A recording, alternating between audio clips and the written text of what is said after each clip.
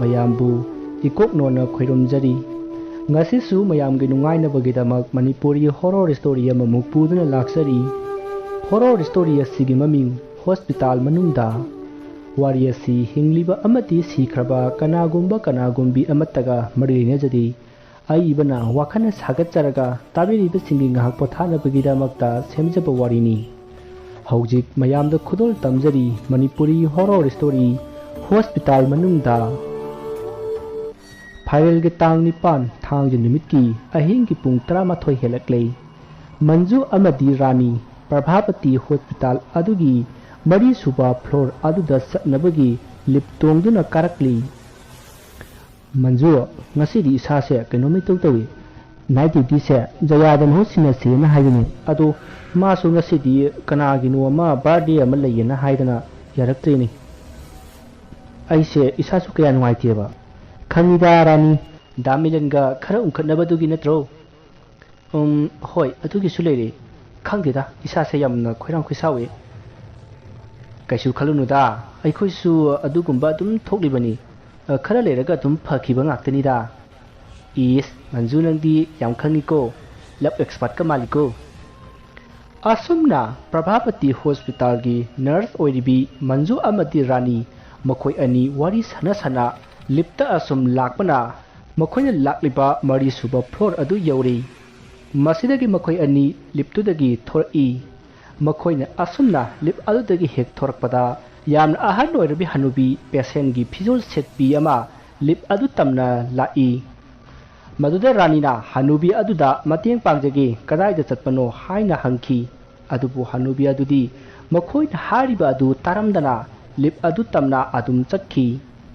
Hanubi adugi mamai maithong adusu yengbada ihai hainaramdi aduga wasu amata ngangti asumna asum chatkibana Hanubi adu lip adugi manungda changlaga lepaga leiri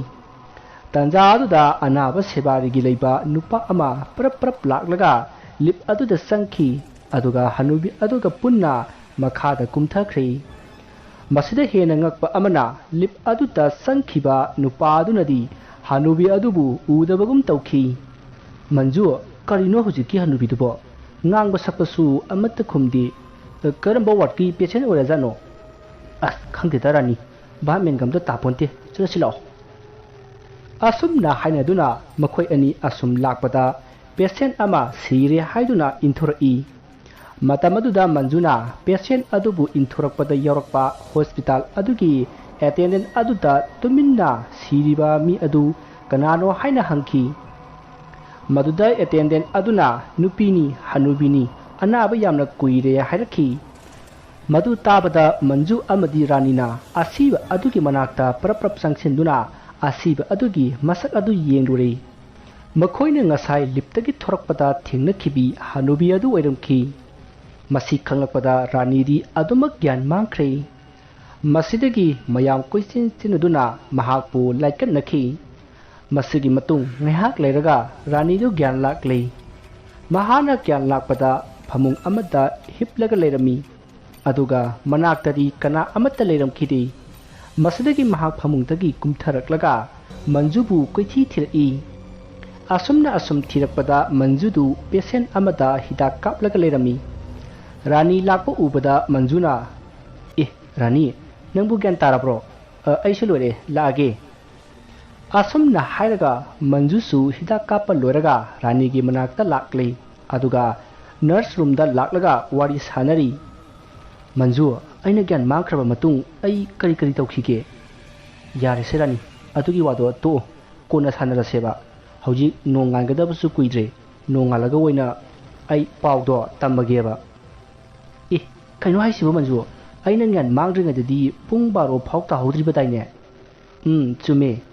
ado nangna gyan manglurise phanayamna kuirabani nangna gyan mangkhringaidane hospital asita thokdok khara su thokre ado Manju karino ba dubo ayam taninge hairo oba hoi fare ne hairage ado nang haunawi wan thabido torokanuko ayam pakhaleba hoiba toro oiba nangna wan tharakpatagi ne aikhoi mayamna nakse phamung da thangjile aduga gyan laknaba honaki aduna aikhoi mayamna laknari ngaida Hanubi dugi asiba dosu makhoi gi sebari singna adum pukre ꯅꯪꯅ ꯍꯅꯨꯕꯤꯗꯨ ꯎꯔꯒ ꯋꯥꯟꯊꯕꯒꯤ ꯃꯔꯝꯗꯣ ꯃꯊꯪ ꯃꯊꯪ ꯍꯪꯅꯔꯛꯄꯗ ꯑꯩꯅꯅꯦ ꯋꯥꯔꯤ ꯄꯨꯝꯅꯃꯛꯇꯣ ꯂꯤꯈꯤꯕꯅꯤ ꯑꯗꯨꯕꯨ ꯍꯅꯨꯕꯤꯗꯨꯒꯤ ꯏꯃꯨꯡ ꯃꯅꯨꯡꯗꯨꯗꯤ ꯀꯌꯥ ꯊꯣꯏꯅ ꯉꯛꯄꯒꯤ ꯃꯃꯤ ꯎꯗꯦ ꯑꯣ ꯍꯥꯏꯔꯝꯃꯒ ꯑꯗꯨꯝ ꯆꯠꯈꯤꯕꯅꯤ ꯑꯗꯨꯕꯨꯅꯦ ꯌꯥꯝꯅ ꯉꯛꯄ ꯑꯀꯤꯕ ꯑꯃꯅ ꯉꯁꯥꯏ ꯑꯩꯈꯣꯏꯒꯤ ꯃꯥꯡꯗ ꯍꯅꯨꯕꯤꯗꯨꯒ ꯄꯨꯟꯅ ꯀꯨꯝꯊꯈꯤꯕ ꯅꯨꯄꯥꯗꯣ ꯂꯤꯞ ꯃꯅꯨꯡꯗ ꯁꯤꯔꯒ ꯂꯩꯔꯝꯃꯤ ꯍꯥꯏꯌꯦ ꯅꯨꯄꯥꯗꯣ ꯃꯔꯩꯁꯨ ꯁꯥꯡꯅ ꯇꯤꯡꯊꯣꯛꯂꯝꯃꯤ ꯍꯥꯏ ꯑꯗꯨꯒ ꯃꯈꯨꯠ ꯈꯨꯠꯁꯥꯉꯩꯗꯨꯁꯨ ꯂꯣꯏꯅ ꯃꯇꯦꯛ ꯃꯇꯦꯛ ꯇꯦꯛꯂꯒ ꯐꯔꯛ ꯐꯔꯛ ꯇꯥꯏꯌꯦꯅ ꯍꯥꯏꯌꯦ ꯃꯌꯥꯝꯗꯤ ꯌꯦꯡꯕ ꯆꯠꯅꯈꯤꯕꯅꯤ ꯑꯩꯗꯤ ꯀꯤꯃꯟꯈꯤꯗꯅ ꯌꯦꯡꯕ ꯆꯠꯇ꯭ꯔꯦ ꯑꯗꯒꯤ ꯃꯌꯥꯝ ꯃꯔꯥꯡ ꯃꯔꯥꯡ ꯂꯥꯡꯅꯔꯝꯕꯗꯒꯤ ꯀꯨꯏꯗ꯭ꯔꯤꯌꯦ ꯇꯨꯃꯤꯟ ꯂꯩꯈꯤꯕ ꯑꯁ ꯃꯟꯖꯨ ꯑꯩꯗꯤ ꯌꯥꯝꯅ ꯀꯤꯔꯦ ꯀꯃꯥꯏꯅ ꯇꯧꯅꯤ ꯑꯩ ꯍꯌꯦꯡꯗꯒꯤꯗꯤ ꯍꯣꯁꯄꯤꯇꯥꯜꯗ ꯂꯥꯛꯑꯔꯣꯏ ꯃꯁꯤꯒꯤ ꯍꯣꯁꯄꯤꯇꯥꯜꯁꯦ ꯇꯝꯅꯕ ꯃꯥꯜꯂꯦ ꯉꯥꯏꯈꯣꯗ ꯔꯥꯅꯤ ꯀꯅꯥꯅ ꯈꯪꯅꯤ ꯃꯤꯅ ꯍꯥꯠꯇꯣꯛꯑꯝꯕ ꯑꯣꯏꯔꯝꯃꯗꯤ ꯑꯁꯨꯝꯅ ꯔꯥꯅꯤ ꯑꯃꯗꯤ ꯃꯟꯖꯨ ꯋꯥꯔꯤ ꯁꯥꯟꯅꯔꯤꯉꯩ ꯑꯅꯥꯕ ꯁꯦꯕꯥꯔꯤ ꯑꯃ ꯄꯔꯞ ꯄꯔꯞ ꯆꯪꯂꯛꯂꯒ ꯃꯈꯣꯏꯒꯤ ꯑꯅꯥꯕꯗꯨ ꯀꯔꯤꯅꯣ ꯑꯃ ꯇꯧꯈ꯭ꯔꯦ ꯍꯥꯏꯗꯨꯅ ꯄꯥꯎ ꯇꯝꯂꯛꯈꯤ ꯄꯥꯎ ꯑꯗꯨ ꯇꯥꯕꯗ ꯃꯟꯖꯨꯒ ꯔꯥꯅꯤꯒꯗꯤ ꯄꯥꯈꯠꯄꯅ ꯂꯣꯏꯔꯦ ꯑꯗꯨꯕꯨ ꯆꯠꯇꯕꯗꯤ ꯌꯥꯗꯕꯅꯤꯅ ꯀꯔꯤꯅꯣꯃ ꯇꯧꯔꯛꯂꯦ ꯍꯥꯏꯔꯤꯕ ꯑꯅꯥꯕ ꯑꯗꯨꯒꯤ ꯃꯅꯥꯛꯇ ꯂꯥꯛꯈꯤ ꯃꯈꯣꯏꯅ ꯂꯥꯛꯄꯗ ꯑꯅꯥꯕ ꯑꯗꯨꯒꯤ ꯃꯃꯤꯠ ꯑꯗꯨ ꯏ ꯍꯥꯒꯠꯂꯛꯄꯒꯤ ꯉꯥꯡꯁꯪ ꯑꯗꯨꯒ ꯃꯃꯥꯏ ꯑꯗꯨꯗ ꯆꯦꯟꯕ ꯑꯄꯤꯛꯄ ꯁꯤꯡꯂꯤꯁꯤꯡ ꯑꯗꯨꯗ ꯏ ꯑꯃꯨꯕꯅ ꯈꯣꯡꯖꯦꯜ ꯌꯥꯡꯅ ꯆꯦꯟꯕꯒꯤ ꯃꯨꯁꯤꯟ ꯃꯨꯅ ꯃꯩ ꯆꯠꯂꯤ ꯃꯈꯨꯠ ꯑꯗꯨꯁꯨ ꯃꯣꯝꯄꯥꯛꯇ ꯈꯣꯔꯣ ꯈꯣꯠꯂꯤ ꯇꯧꯔꯤꯕ ꯃꯑꯣꯡ ꯑꯗꯨ ꯍꯦꯛ ꯌꯦꯡꯕꯗ ꯑꯀꯤꯕꯒꯤ ꯃꯁꯛꯅꯤ ꯃꯗꯨ ꯎꯕꯗ ꯔꯥꯅꯤꯗꯤ ꯀꯔꯤꯅꯣꯃ ꯇꯧꯔꯛꯂꯦ ꯃꯗꯨ ꯈꯪꯂꯛꯄꯗꯒꯤ ꯃꯟꯖꯨꯅ ꯔꯥꯅꯤꯕꯨ ꯗꯥꯛꯇꯔꯗ ꯄꯥꯎ ꯄꯤꯔꯨꯅꯕ ꯊꯥꯈꯤ ꯃꯁꯤꯗꯒꯤ ꯔꯥꯅꯤꯗꯨ ꯗꯥꯛꯇꯔ ꯀꯧꯅꯕꯒꯤ ꯅꯨꯃꯤꯗꯥꯡꯗ ꯗ꯭ꯌꯨꯇꯤ ꯇꯧꯕ ꯗꯣꯛꯇꯔ ꯑꯗꯨ ꯀꯧꯕ ꯂꯥꯛꯈꯤ ꯃꯍꯥꯛꯅ ꯂꯥꯛꯄꯗ ꯃꯥꯒꯤ ꯇꯨꯡꯗ ꯃꯤ ꯑꯃ ꯏꯟꯅꯔꯛꯈꯤ ꯑꯗꯨꯕꯨ ꯃꯍꯥꯛ ꯀꯤꯃꯟꯈꯤꯕꯅ ꯌꯦꯡꯊꯣꯛꯑꯝꯗꯦ ꯑꯗꯨꯕꯨ ꯃꯇꯨꯡꯗ ꯏꯟꯅꯔꯛꯂꯤꯕ ꯑꯗꯨꯗꯤ ꯑꯁꯨꯝ ꯅꯛꯁꯤꯜꯂꯛꯏ ꯃꯁꯤꯗꯒꯤ ꯔꯥꯅꯤꯅ ꯇꯨꯡꯗ ꯁꯠ ꯑꯣꯟꯊꯣꯛꯂꯒ ꯌꯦꯡꯉꯤ ꯇꯟꯖꯥ ꯑꯗꯨꯗ ꯅꯨꯄꯥ ꯑꯃ ꯒꯝ ꯂꯥꯛꯏ ꯑꯗꯨꯒ ꯔꯥꯅꯤꯒꯤ ꯃꯥꯡ ꯍꯦꯟꯒꯠꯅ ꯆꯦ ꯑꯃ ꯄꯥꯏꯔꯒ ꯄ꯭ꯔꯞ ꯆꯠꯈꯤ ꯅꯨꯄꯥ ꯑꯗꯨ ꯑꯣꯏꯔꯝꯕ ꯑꯗꯨꯗ ꯃꯍꯥꯛ ꯁꯣꯔ ꯁꯥꯡꯅ ꯍꯣꯟꯗꯣꯛꯏ ꯑꯗꯨꯒ ꯗꯥꯛꯇꯔꯒꯤ ꯃꯅꯥꯛꯇ ꯂꯥꯛꯏ ꯗꯥꯛꯇꯔ ꯑꯗꯨ ꯆꯧꯀ꯭ꯔꯤꯗ ꯉꯥꯊꯔꯒ ꯇꯨꯝꯂꯒ ꯂꯩꯔꯝꯃꯤ ꯃꯗꯨꯗ ꯔꯥꯅꯤꯅ ꯗꯥꯛꯇꯔ ꯑꯗꯨꯕꯨ ꯍꯧꯗꯣꯛꯂꯝꯃꯤ ꯃꯁꯤꯗꯒꯤ ꯗꯥꯛꯇꯔ ꯑꯗꯨ ꯍꯧꯒꯠꯂꯛꯂꯦ ꯑꯗꯨꯒ ꯀꯩꯗꯧꯔꯦ ꯍꯥꯏꯅ ꯍꯪꯉꯛꯏ ꯃꯗꯨꯗ ꯔꯥꯅꯤꯅ ꯑꯅꯥꯕ ꯑꯃ ꯀꯔꯤꯅꯣꯃ ꯇꯧꯍꯧꯔꯦ ꯁꯥꯔꯗꯤ ꯐꯣꯟ ꯇꯧꯕꯁꯨ ꯄꯥꯏꯔꯛꯇꯦ ꯍꯥꯏꯅ ꯗꯥꯛꯇꯔ ꯑꯗꯨꯗ ꯍꯥꯏꯈꯤ ꯃꯗꯨꯗ ꯗꯥꯛꯇꯔ ꯑꯗꯨꯅ ꯑꯩꯅ ꯋꯥꯁꯔꯨꯝꯗ ꯆꯪꯂꯤꯉꯩꯗꯨꯗ ꯑꯣꯏꯔꯝꯒꯅꯤ ꯍꯥꯏꯅ ꯈꯨꯝꯂꯛꯈꯤ ꯑꯁꯨꯝꯅ ꯋꯥꯔꯤ ꯁꯥꯟꯅ ꯄꯦꯁꯦꯟ ꯑꯗꯨꯒꯤ ꯃꯅꯥꯛꯇ ꯄꯔꯞ ꯂꯥꯛꯏ ꯑꯁꯨꯝꯅ ꯄꯔꯞ ꯂꯥꯛꯄꯗ ꯗꯥꯛꯇꯔ ꯑꯗꯨꯅ ꯑꯅꯥꯕꯒꯤ ꯃꯑꯣꯡ ꯃꯇꯧ ꯑꯗꯨ ꯍꯪꯈꯤ ꯃꯗꯨꯗ ꯔꯥꯅꯤꯅ ꯃꯥꯅ ꯎꯈꯤꯕ ꯈꯨꯗꯤꯡꯃꯛ ꯗꯥꯛꯇꯔ ꯑꯗꯨꯗ ꯇꯝꯂꯤ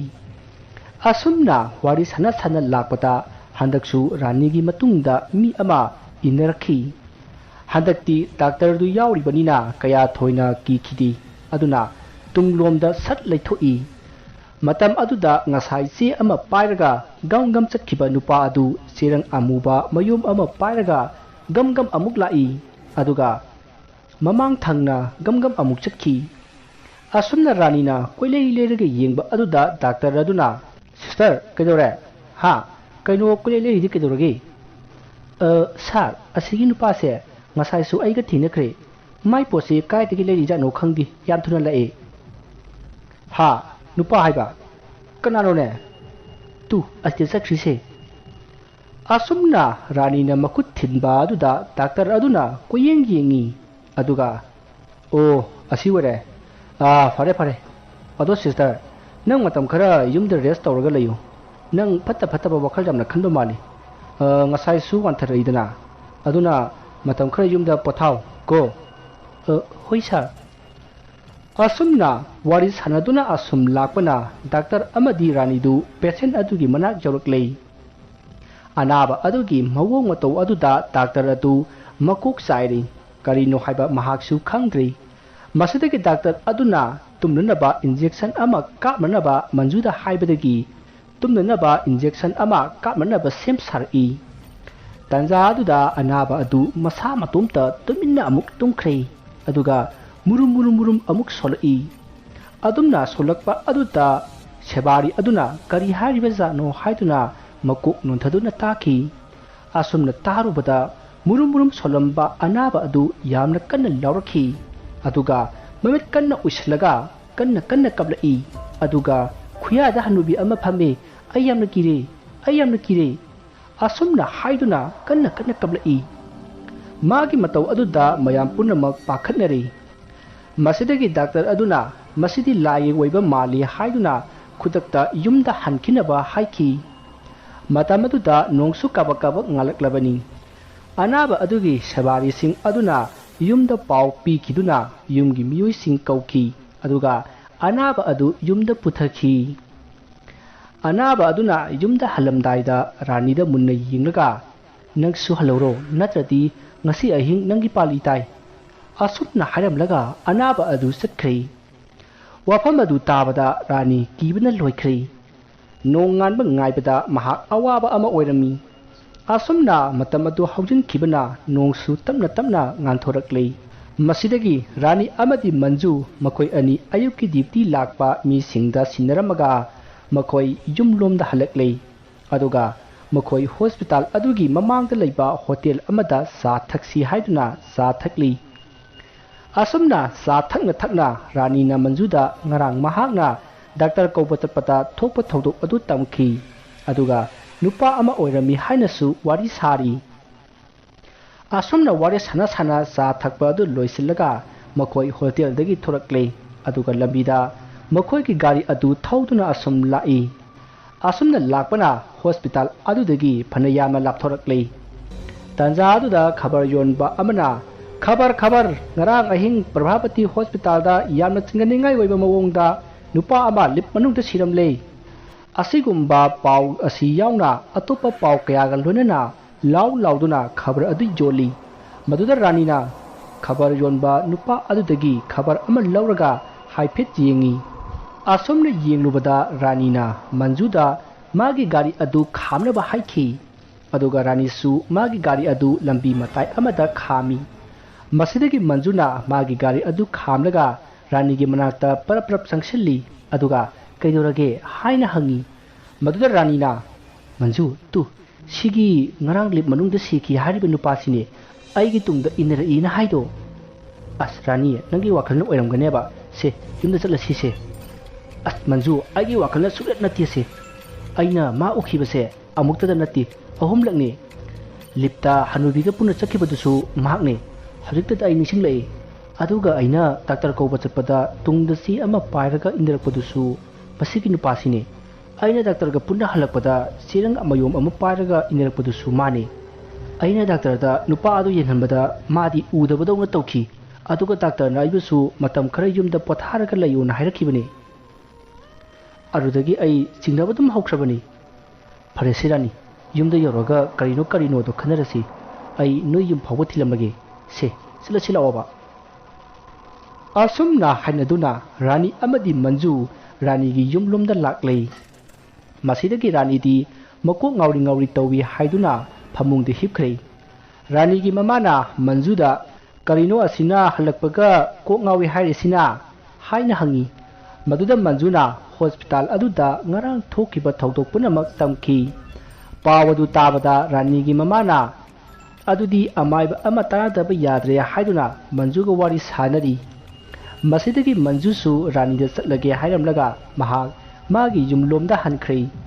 ꯃꯁꯤꯒꯤ ꯃꯇꯨꯡ ꯃꯇꯝꯗꯨ ꯍꯧꯈꯤꯗꯨꯅ ꯅꯨꯃꯤꯗꯥꯡꯒꯤ ꯃꯇꯝ ꯑꯣꯏꯔꯛꯂꯦ ꯅꯨꯃꯤꯠꯇꯨ ꯅꯣꯡꯁꯨ ꯀꯟꯅ ꯇꯥꯈꯤ ꯔꯥꯅꯤꯗꯤ ꯃꯁꯥ ꯅꯨꯡꯉꯥꯏꯇꯦ ꯍꯥꯏꯗꯨꯅ ꯉꯁꯥꯏ ꯑꯌꯨꯛꯁꯨ ꯍꯧꯖꯤꯛ ꯅꯨꯡꯗꯥꯡꯁꯨ ꯆꯥꯛ ꯆꯥꯗꯅ ꯇꯨꯝꯈꯤ ꯌꯨꯝꯒꯤ ꯃꯤ ꯑꯇꯩꯁꯨ ꯂꯣꯏꯅ ꯇꯨꯝꯅꯔꯤ ꯃꯇꯝ ꯑꯗꯨꯗ ꯔꯥꯅꯤꯒꯤ ꯃꯃꯥꯅ ꯔꯥꯅꯤꯒꯤ ꯃꯄꯥꯗ ꯔꯥꯅꯤꯗ ꯊꯣꯛꯏ ꯍꯥꯏꯔꯤꯕ ꯊꯧꯗꯣꯛꯁꯤꯡ ꯑꯗꯨ ꯂꯣꯏꯅ ꯇꯝꯈꯤ ꯑꯗꯨꯒ ꯍꯌꯦꯡ ꯑꯃꯥꯏꯕ ꯑꯃ ꯀꯧꯔꯒ ꯌꯦꯡꯍꯟꯁꯤ ꯍꯥꯏꯗꯨꯅ ꯋꯥꯔꯤ ꯇꯥꯅꯔꯤ ꯃꯗꯨꯗ ꯔꯥꯅꯤꯒꯤ ꯃꯄꯥꯅꯁꯨ ꯍꯣꯏ ꯍꯥꯏꯗꯨꯅ ꯌꯥꯔꯤ ꯑꯁꯨꯝꯅ ꯋꯥꯔꯤ ꯁꯥꯟꯅꯔꯝꯕꯗꯒꯤ ꯃꯈꯣꯏ ꯑꯅꯤꯁꯨ ꯇꯨꯝꯈ꯭ꯔꯦ ꯅꯣꯡꯁꯨ ꯑꯈꯥꯛ ꯑꯔꯥꯎꯒ ꯂꯣꯏꯅꯅ ꯍꯩꯊꯔꯤ ꯃꯇꯝꯁꯤ ꯑꯍꯤꯡ ꯑꯣꯏꯔꯛꯂꯕꯅꯤ ꯄꯨꯡ 11 ꯍꯦꯜꯂꯕꯅꯤ ꯃꯇꯝ ꯑꯗꯨꯗ ꯔꯥꯅꯤꯒꯤ ꯃꯅꯥꯀꯣꯡꯗ ꯀꯅꯥꯒꯨꯝꯕ ꯑꯃꯅ ꯃꯨꯔꯨꯝ ꯋꯥ ꯍꯥꯏꯔꯛꯈꯤ ꯔꯥꯅꯤ ꯇꯥꯗ꯭ꯔꯣ ꯅꯪꯕꯣ ꯁꯦ ꯍꯧꯒꯠꯂꯣꯅꯦ ꯀꯩꯒꯤꯅꯣ ꯅꯪꯅ ꯑꯗꯨꯛ ꯌꯥꯝꯅ ꯄꯪꯂꯤꯕꯗꯨꯕꯣ ꯅꯪꯅ ꯋꯥꯔꯤꯕꯁꯦ ꯑꯇꯩ ꯀꯅꯥꯝꯇꯅ ꯋꯥꯍꯟꯕ ꯅꯠꯇꯦ ꯅꯃꯥꯟꯅꯕꯤ ꯃꯟꯖꯨꯅꯅꯦ ꯅꯪꯉꯣꯟꯗ ꯊꯣꯛꯂꯤꯕ ꯈꯨꯗꯤꯡꯃꯛ ꯃꯥꯅ ꯂꯣꯏꯅ ꯇꯧꯍꯟꯕꯅꯤ ꯈꯜꯂꯒ ꯌꯦꯡꯉꯨꯅꯦ ꯅꯪꯁꯨ ꯅꯪꯉꯣꯟꯗ ꯇꯧꯔꯤꯕꯁꯤꯡꯗꯨ ꯃꯉꯣꯟꯗꯗꯤ ꯑꯃꯠꯇ ꯇꯧꯗꯦ ꯑꯗꯨꯒ ꯃꯥꯅ ꯃꯔꯥꯜ ꯂꯩꯖꯗꯕ ꯅꯨꯄꯥ ꯑꯃꯁꯨ ꯍꯥꯠꯇꯣꯛꯂꯦꯗꯅ नुपादुदा नतना नंग सुमाना हाननबा होनरेदना कांदी नंग पंगनो हौजिमा हौगलु मंजूबु हालो रानी हौगलो से हौगलोबा असुमना रानी की मनाकोंग मुरुम मुरुम सोलकपदगी रानी दु मिकअप थोरकले मतम अदुदा महाकना खल्ली चुमी पुनमक्से मजुना थोहनबनी मादी हाना माबी सुसंखिबनी अदुबु करिगिनो माना अइबु हटपा पामलिबदी असमना खल्लिङै मसक्ति उदबा कनागुम्बा हनुबी अमगी खोंजल अमना हायरखी माना नंगी नुक्सिनजबा नुपा अदो पामी अदुना माना नक्से हातोअगा नुपा अदु मागी ओइगे खनबिगिनीने मरु ओइरगा मरु हाटपिंग ngambini मादी अदुना नंग महाकपु हालु असमना हायरकपा अदुदा रानी दु सावबना लोइरे मसिदगी रानीना फमुंगदगी फुक हौगलक्लगा चाखुम लोमदा चंगी अदुगा चाखुमदा लैरिबा इंजांग सेमनबा थमलिबा थांग सोरी अदु पाइरगा अमुक परपरप थोरकले मसिदगी महाकना मागी कादा लैरिबा गारीगी सो अदु लौरगा महाक मपानदा थोरकले नोंगसु कन्ना तारी अदुबु महाक करीमता खंथदना मागी गारी अदु स्टार्ट तौदुना मंजूगी मनाक्ता लाखी मतमदु नोंगसु कन्ना ताखी अदुगा खाकपा लाउबा तौबुना मरम ओइरगा रानीना गारी स्टार्ट तौबदु कना अमतना ताहुखिदी पुनमक मना पंगबगुम नुंगाई नुंगाइना तुमनखी आसमना रानीना मंजूगी मनाक्ता लाकपना हौजिक रानीदु मंजूगी युमगी थोंगाल जौरकले मसिदगी महाकना गारी अदु थोंगालदा खामलमलगा महाक मंजूगी युम लोमदा चंगई अदुगा सुमागदा लेपगा मंजूबु कौरई मंजूसु मसादा करिगुम्बा अमा थोकलबा याय खनबदगी महाकसु तुमलमखिदी मरम असिना रानीना सुमांगदा कौबा अदु महाकना तारदुना महाक मपानदा थोरखी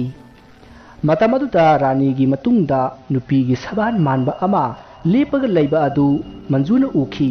अदुबु मंजूना रानी कैनो अहिंसिदा लाइसिबो कै लेरगे हाइना हंखी असमना हंगबा अदुदा रानीना कैनोमा हाइगिना लाकपने हाइरगा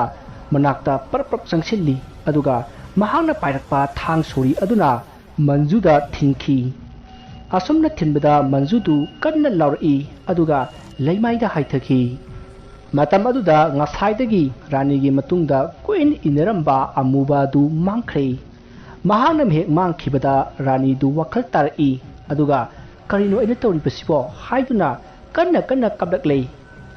असमना मांगोलदा कपना लाउनरकपा अदुदा इमुंगदा लैरंबसिंग अदु मथंग मथंग हौगतनरई अदुगा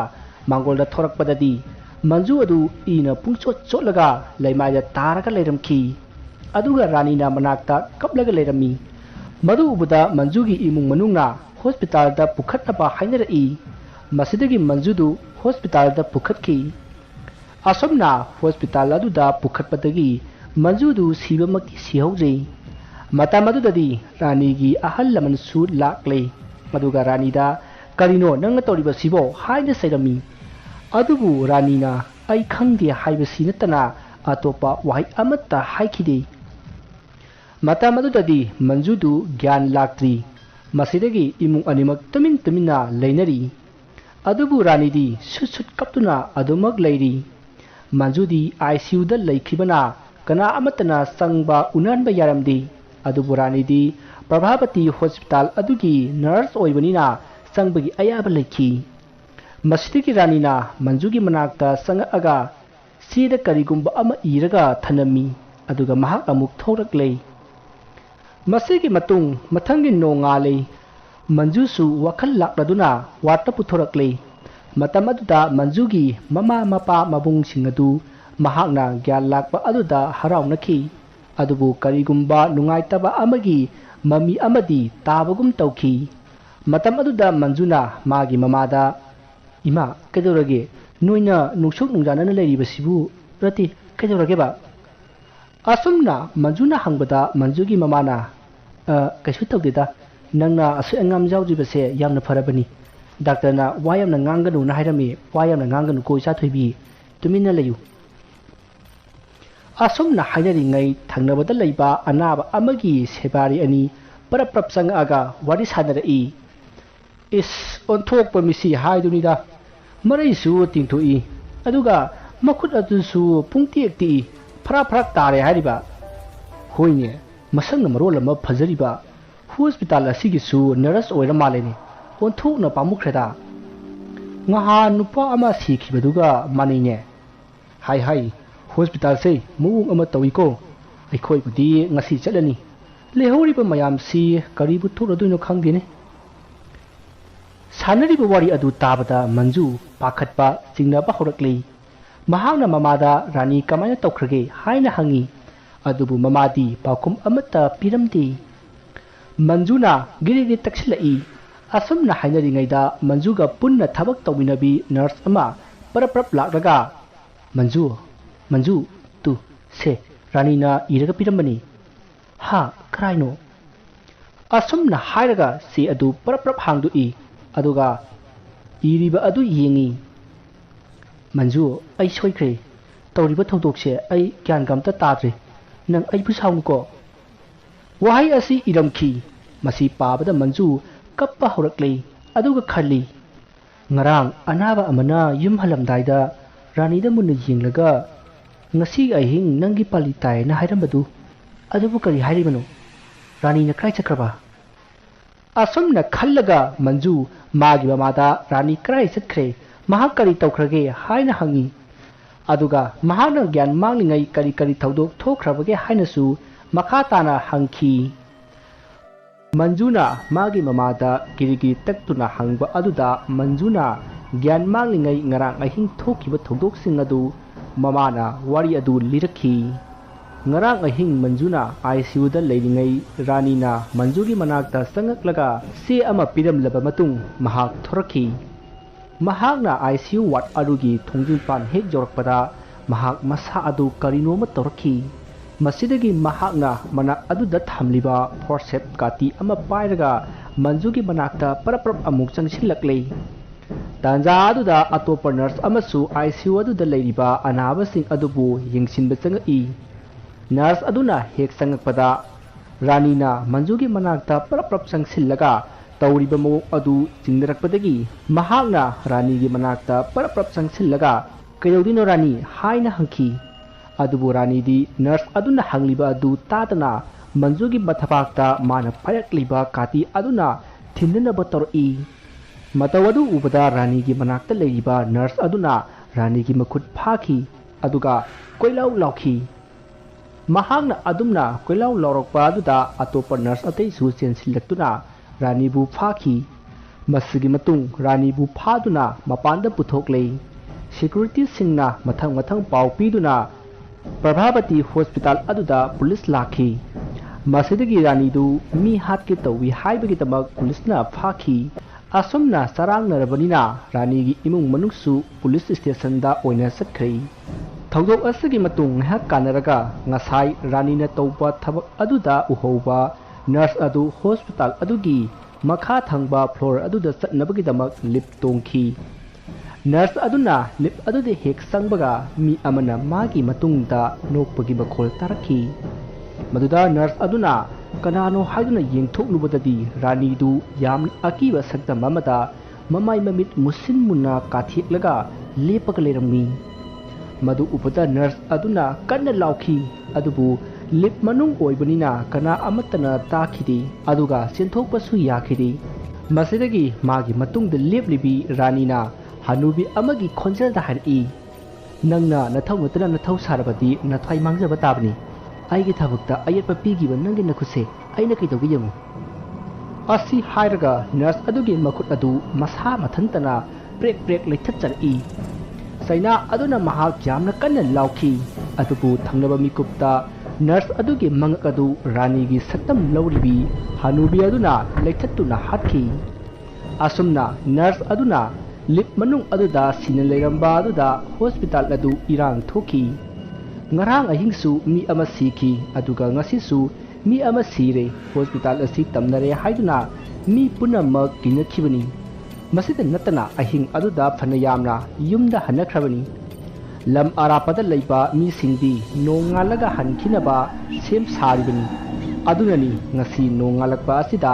ꯍꯣꯁꯄꯤꯇꯥꯜ ꯑꯁꯤꯗ ꯂꯩꯔꯤꯕ ꯃꯤꯁꯤꯡꯅ ꯃꯊꯪ ꯌꯨꯝꯗ ꯍꯟꯅꯔꯤꯕꯁꯦ ꯍꯧꯖꯤꯛ ꯍꯟꯗ꯭ꯔꯤꯕ ꯍꯥꯏꯕꯕꯨ ꯌꯥꯝꯅ ꯊꯤꯅ ꯁꯣꯛꯄ ICUꯗ ꯂꯩꯕ ꯑꯣꯄꯔꯦꯁꯟ ꯂꯣꯏꯕꯗ ꯉꯥꯏꯔꯤꯕ ꯃꯤꯁꯤꯡ खरा खक्तमक ngairabani hospital asida leiribase wafam masi manjugi mamana manjuda tambadagi haujikti manjusu loina khanglei wafam punamak khanglaba matung manjudu tuminna laikhrei maramdi thokliba thoduk asigi maramda mahakna akhangba khara leiri aduna makha tana mamada wa hangdrei rani sidri haibasida mahak yamna harauki amaromda ranibu magi imung manungna nekpa ukilna kota hojik rani si ko ki oiba problem khara leire aduna rehabilitation center da oina thambina ba haiki wafam adu kotna su yabiraduna rani rehabilitation center amada sahi ani leigedabani haiduna rani rehabilitation center da leiki somda su manju magi masage phibam tapna tapna phagalaktuna hojikti mahaksu discharge tawduna yumda leire adabu prabhavati hospital aduda misimina yawdrabasu tamnabadi asum hengalaki nakan amadasu rani ahing kanagumbi amaga wari sanabagum matomta murum soli masindasu hatkani haidunata adum sonduna leki tasengna mahak angaubi amagi matau oire nakan amadana hospital adugi mapu oiriba aduna amaibi tanaduna lightin khoirambadagi tamna khumnaba adu khara makhagi phare adubu hospital aduda rule khara chatna halami rule sing adudi lipta chatpa matamda mi anidagi tadana chatpa mapan ipan thokpa amati atei thabak chatpada mi anidagi tadana chatpa haibna singba rule kaya thamlami hariba rule sing asi ayuk nungthingi matamda khara laithoklabasu nungdangge matamdadi chatnadaba suya mak jadaba ama oirami karigumba usit thawoidaduna nungdangge matamda naitom chatlurabadi layok tilokpa aki akhang nangba haibasi soidrabani asumna matam khara hokre manjusu anaba pharaktuna hospital aduda thabak puba hore mahana thabak puba numit adugi ahingdagi hospital aduda hana taromdaba aki ba thodok kaya thokpa horakle hospital aduda nupi amana kanna lauraga kappa amadi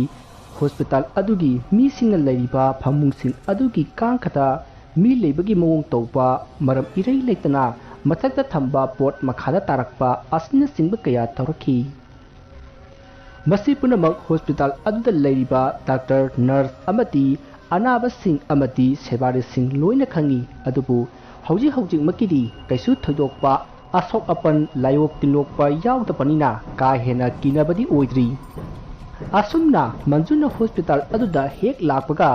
thokliba thodok asida manjudu karigumba khara tawrage khanduna hospital adugi manungda sikhiba hanubi aduna hiblamba phamung adugi manata lakle aduga magi haijaba lewa khara solaga phamung aduda khubakna thammi aduga mamkanna usilaga karigumba ama yengi masidagi mahakna o nangoire ngahandagi aingonda yelibasidi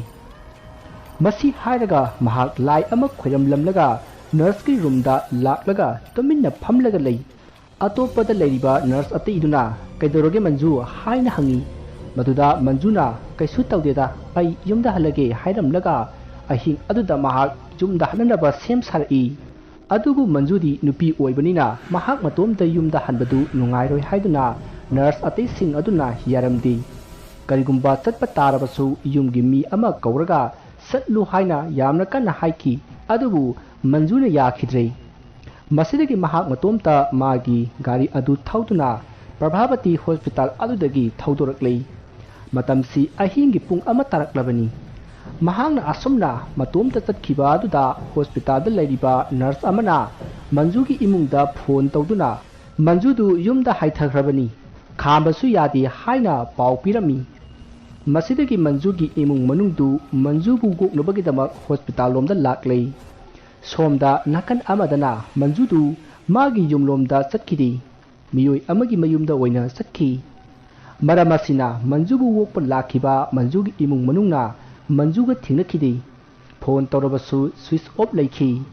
somdana manjudu mana lakliba yum adu yoraduna yum adugi sumangda leplaga ima amaibi tadabro aine nacha manjune asumna tattana kauki asumna hanjin kaubadagi ahad oirabi amai bi thajaman bidu larten ama pairaga thorakhi masidagi amai bi aduna manju imomna ahing nungyai sida laklibasibu karigino ne lao imungda changsi asumna amai bi thajaman bina haibadagi manjudu amai bi thajaman bigi imungda changaklei masidagi amai bi aduna manjuda kaidori haiba imom namaidu nungsit nungjana na uida kari amuk thoklaba ima aingonda amai bi leiriki thawaina tattana awaba piba leptri mahangna ibu matam punamakta hatnaba hunadonta leidi masibu karamna fagadagi ma asumna manjuna amai bi thajaman bi da hairubada amai bi aduna ai khangli maga hujiksu manu tawkiba phattaba aduna lalibak yauba ngamdre aduna nangi thawai adu puraga mahak nangi na tengdagi lalibak jaugadoribani aduna ne mahakna nangbu hanana batatna toribase ado ima mahak hujiksu aigi itarani da sangduna magi kaidongpam oiduna leiri masi tanthoknabagi matam haibadubu kiyang walibagi ma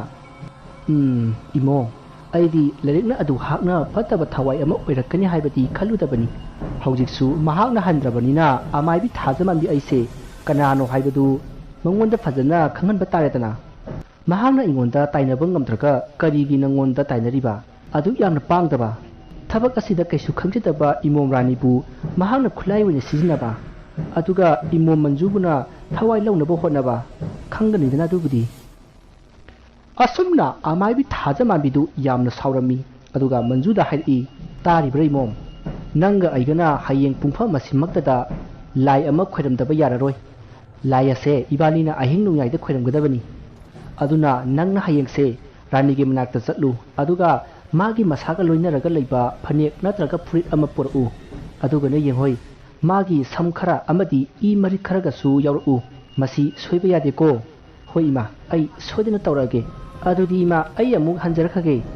asumna hainaraga manjusu amai bi thajaman bigi yumdagi thoraklei amai bi thajaman bisu yum manungda leihori masigi matung manjudu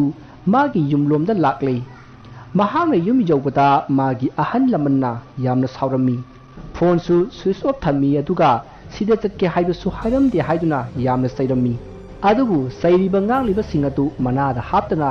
tuminna phamungda sanglaga tumki lairiba mayamadusu karigumba amadi thokle haiba si jingnabadagi makha tana manjuda wa amata haidri tumin leinari asumna matamdu haukhibana mathangi nongale manjudu ayuk nganta hogatuna magi lagi waiba thauram khara tawramaga rani na lairiba rehabilitation center aduda rani bu unaba laklei adubu laibak thibadi rani gi imung manungna ngarang do unakhibada ngairi aduna tha amada ahum laktagi hena unaba yadi aduna rani gi di unabagi matam ngarang sukhrai mathang thada oina laknana ba hairakhi wafam adu tabada manju mathayamna sakhi masidagi khanba yaba khallaba matung atopa numit masing sudriba mi amagi mingda sanglaga unajage haiduna yamna kanna hainabadagi kaina thangda yarkhi asumna yanabadagi manjuna ranibu unaba changaklei rani na oiramliba phibam madu ubada manjudu thamoi kaiba haibadu oirei makhong adusu thauri amana punsili masadusu yamna mosilei mamai adusu mayamna phubagi khamdekli masa manasu ifa phai kusu kumet amata thoktre madu urubada manjuna center adugi in charge oina leiriba manjuri gi manakta laklaga ranibu asuk thina thamliba karigino haina saiki maduda in charge aduna hairi ibema masi ngaubra hairasu ngauti kaisu natabadane mase mi hatkadabagi su hekta tawi aduga akiba wasu yamna ngangi mi makukchagi I thake haina su itatatana adum hai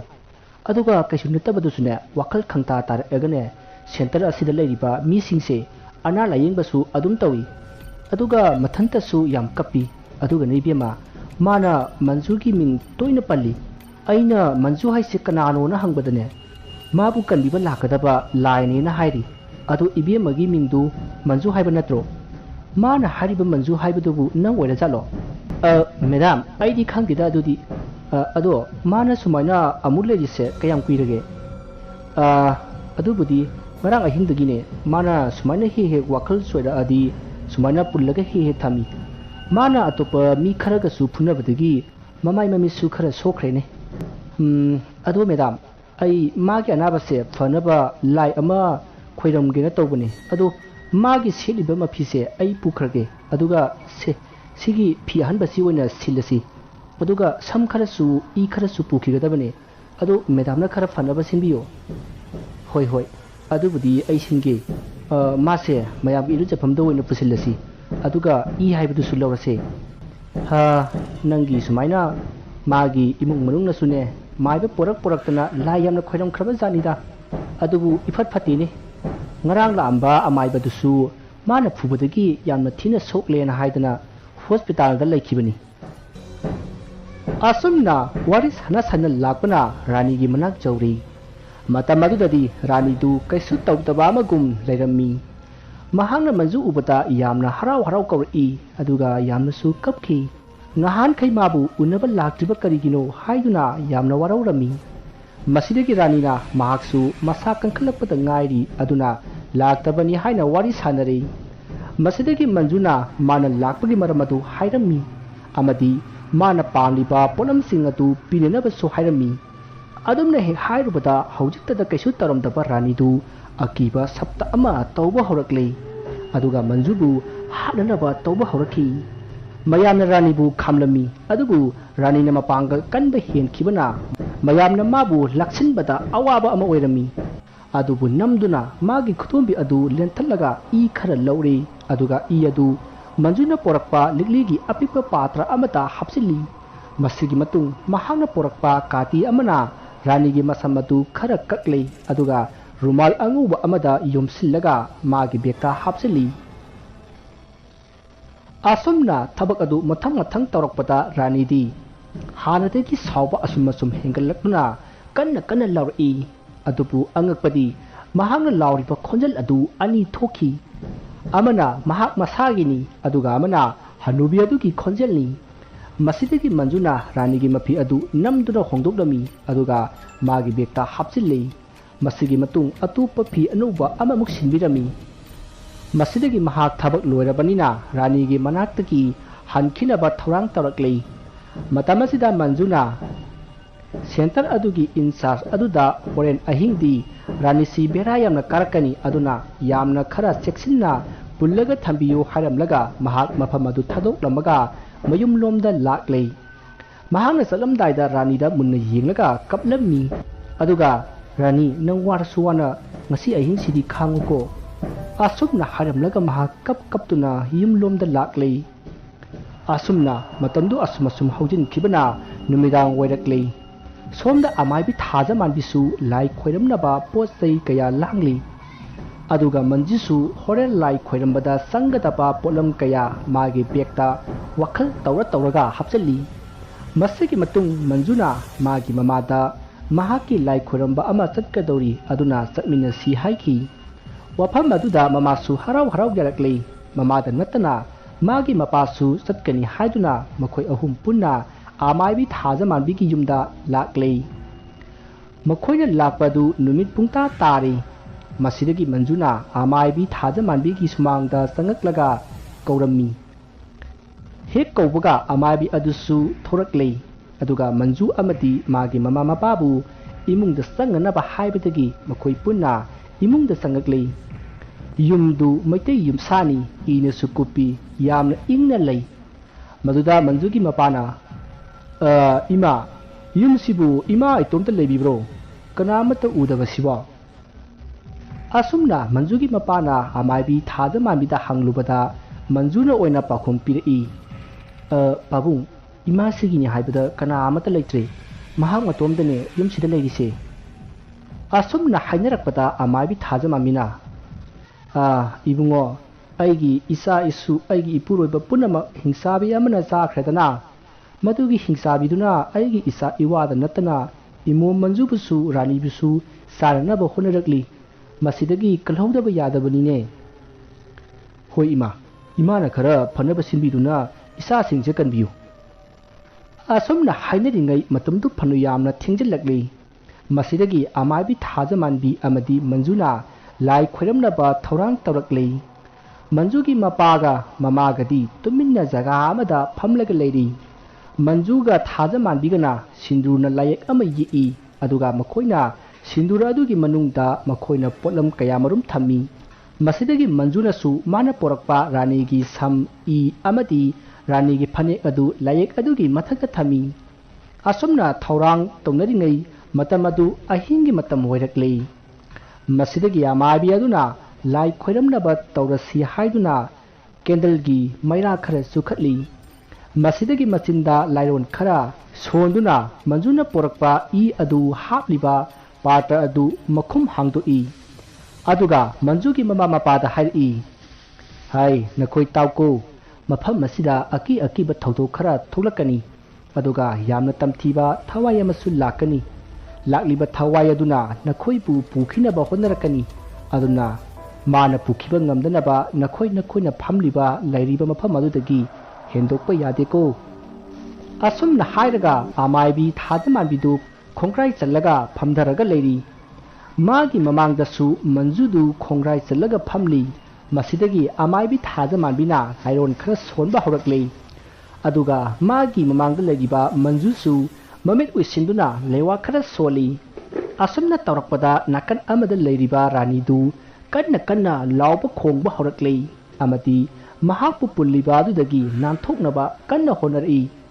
aduga somdana amaibi aduna manjuna porakpa sam adu makhutna paikhatli aduga lewa kaya soli masadiga amuk phi adu amuk paikhatlaga lewa khara soli masi loraga makhada tapna amuk thamli aduga rani gi masadagi porakhiba I adu phi amati sammatugi mathakta marik ama thadai angakpadi I marik aduna sam amadi phi aduda hek tabaga mafam adu mina ngarang ngangbagi khonjal tari aduga yana kha yimgunda mi senbagi makhul taba horakle nakana madasu ranidu magi leijabi pangal puthoktuna pullibasing adudagi nanthoknaba honari mahana asumna honarakpada manakta leiriba saukri amadi atai potlam kaya masa matomta koising chingba horakle mafam adu kapna launabagi khonjena pungnin nilli somdasu amaibi thadamanbina leiwa sonba leptri masidagi amaibi aduna makhubakta leiwa khara solaga sam amadi phi aduda thammi aduga I adu khunamda marik ama tahalli matamaduda phi amadi sam adu paikhatnaba honari adubu amaibi aduna kanna namlaga thamkhibana paikhatpadi ngamkhidi masidagi amaibi aduna leiwa ama solaga ku haina kanagumba ama kauki asumna kaurakpada nakan amada akiba sabta kaya tauriba rani tuminna gyan manglaga laikhrei